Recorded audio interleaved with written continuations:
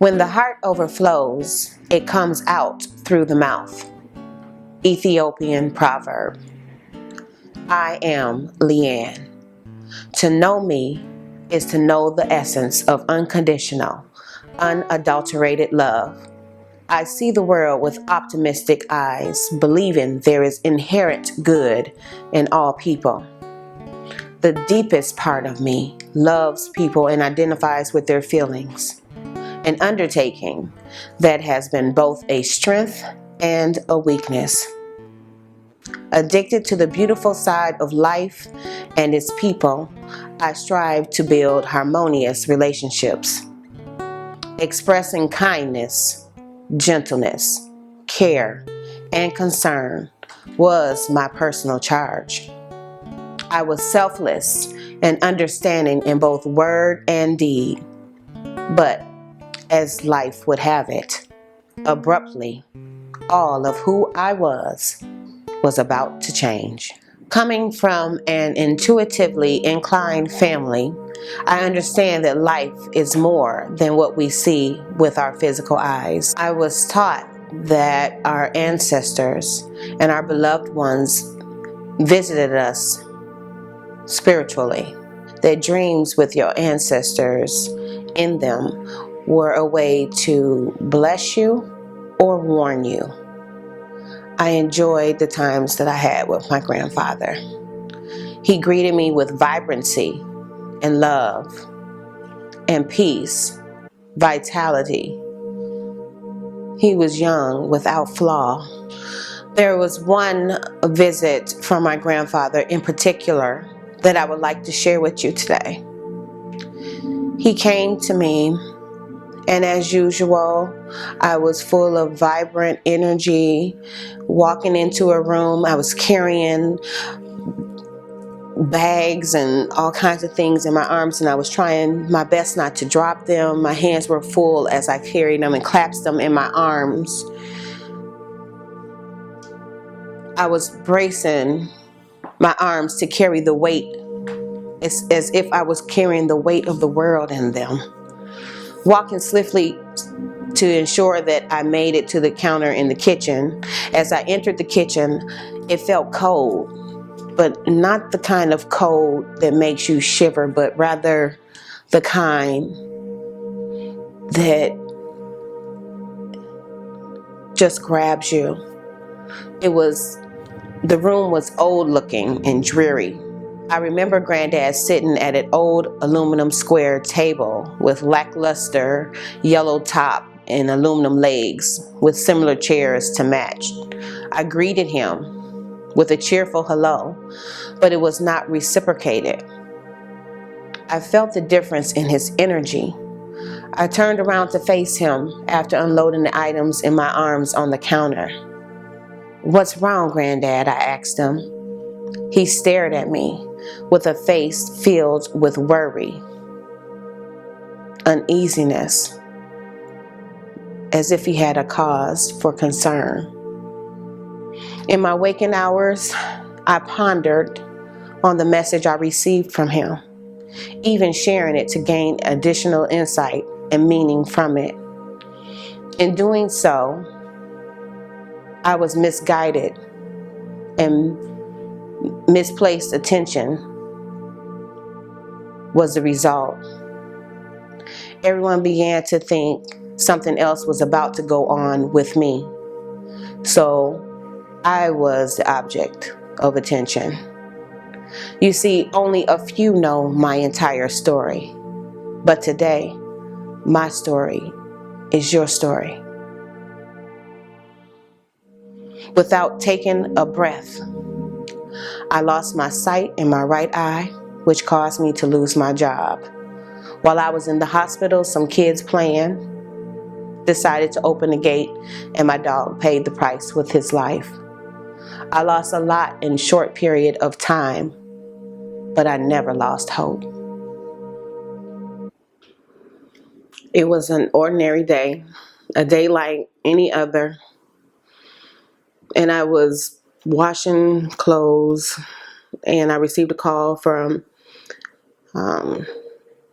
my husband's job And the lady on the phone said she just needed me to get to the job as soon as I could get there. Something happened, but everything should be okay, you know. And so I had a sense of calm and peace, no worry or excitement or anxiousness, nothing like that. And I just remember saying, okay, I'll finish doing this and then I'll head over to see what's going on. I'm preparing myself to probably be in the hospital or take them to the hospital. And so as I'm driving on the way, everything was fine. You know, I had no inkling of what was about to happen. So I get there and, you know, everybody's just like looking looking at me like with blank eyes and blank stares. And I just responded, oh, okay, where is he? You know, and he's like, follow me.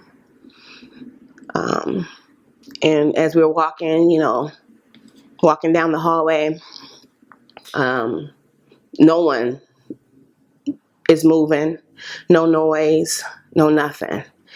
And so we get up to his office, and he's there with the firemen, and the firemen are working on him. And I didn't realize that it was that bad. And so I was still hopeful, saying, okay, it's going to be all right. Everything is going to be okay. We're going to get through this. And they're continuously working on him, working on him.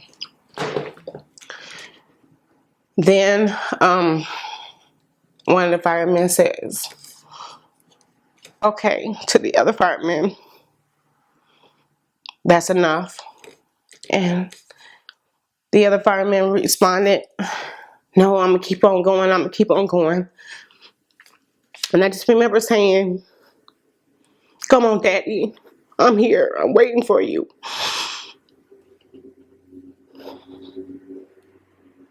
And he never came back. So I made the necessary calls, and his mom and all his daughter had come to his job, and it seemed so surreal. It was just like I was there, but I wasn't there. And I remember just apologizing to everybody at the job. Oh, I apologize, this happened. I apologize, this happened. Where deep inside, I didn't know how to feel. So I just did what I would normally do. Try to take care of things. Try to make sure everybody else was good, satisfied, happy. If they needed anything, I was trying to do whatever I could to appease other people, because I couldn't face my own feelings.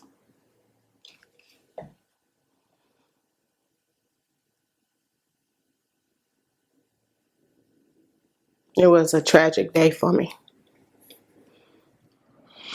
And as time went on, and we go pick up the children, and prepare to tell the children that their daddy is not here anymore, I decided that I would get all of the godparents, the uncles and the aunts together, and we would all just form a circle around them and give them the news. And I remember that, like, my daughter, she wanted to do some after school program, and she was upset that she had to leave without attending this program. And her response is, I'm telling her that I had to pick her up early and stuff. And her response is, Daddy can pick me up. So I said, no, Daddy can't pick you up today. And so we get home and everybody's there waiting for us. And we tell them, and my daughter immediately starts to cry. And my son, he just doesn't know what to do or say. But despite all of that, there was love all around them, including myself. Everybody was showing us so much affection and support, and it really helped.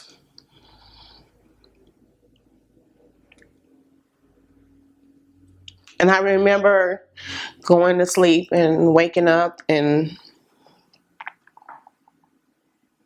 going out to complete business for arrangements for him, for my husband.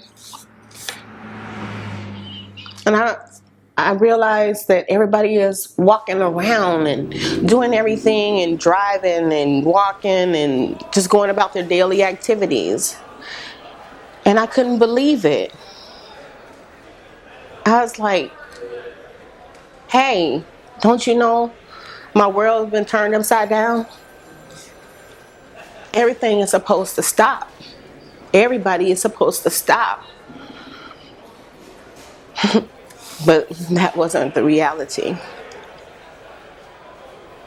It was hard for me to understand. But it was my story.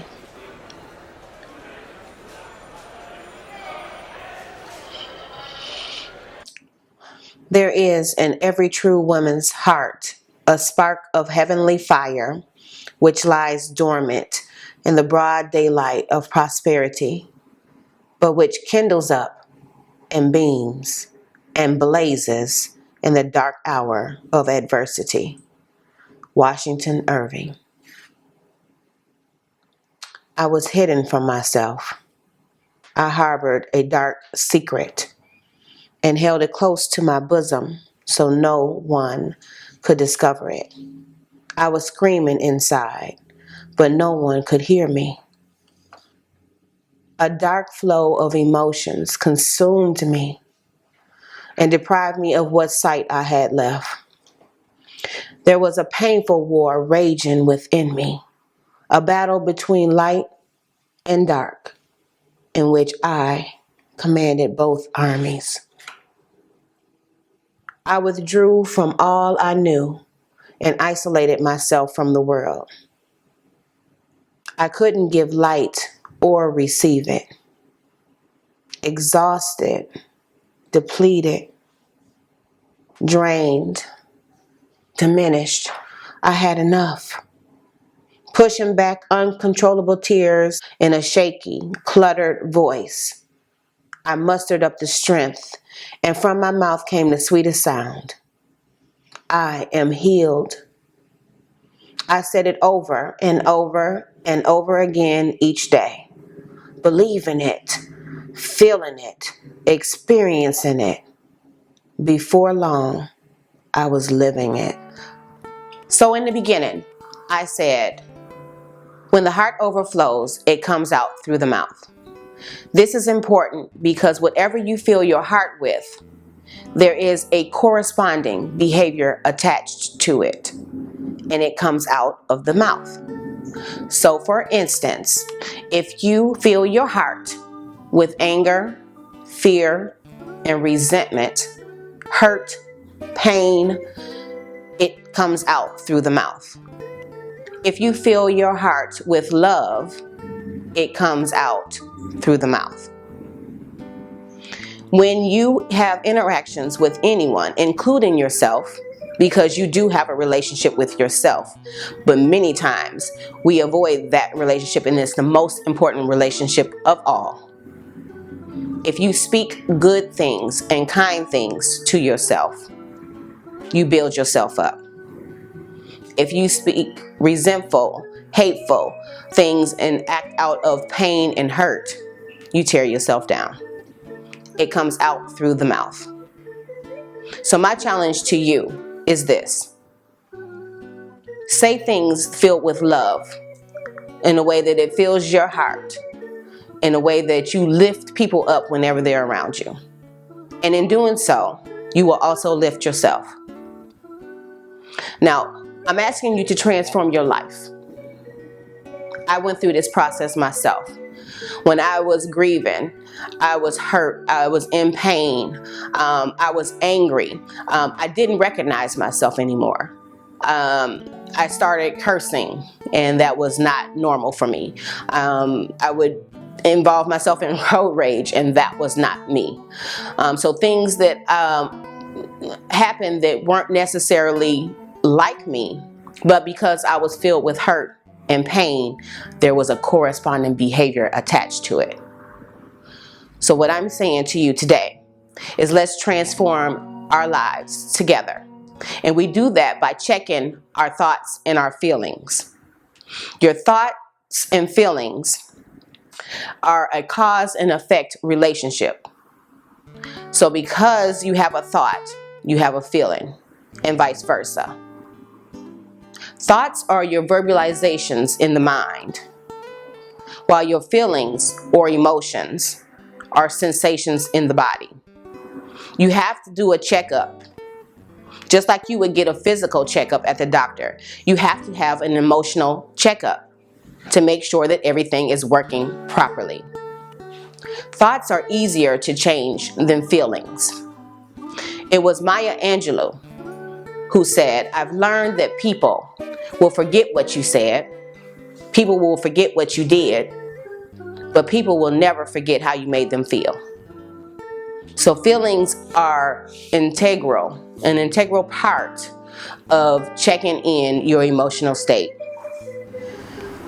Let's revive, restore, and renew our emotional states so that we have the perfect balance that nothing can move our soul. I'm LeAnn, and I'm signing off. Until next time, Godspeed.